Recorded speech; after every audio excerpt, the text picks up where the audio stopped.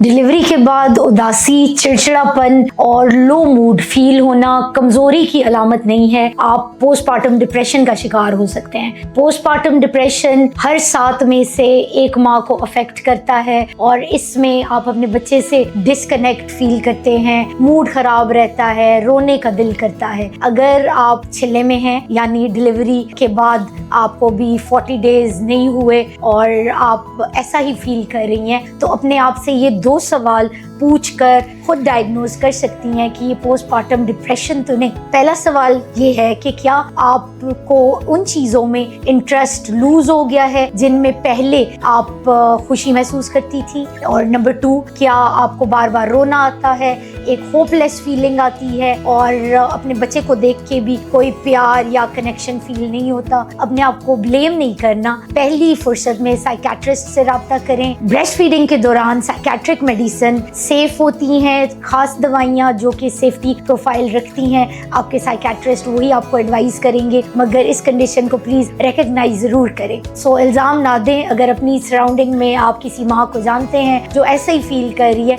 तो उसकी हेल्प करें, उसको साइकियाट्रिस्ट के पास लेके जाएं।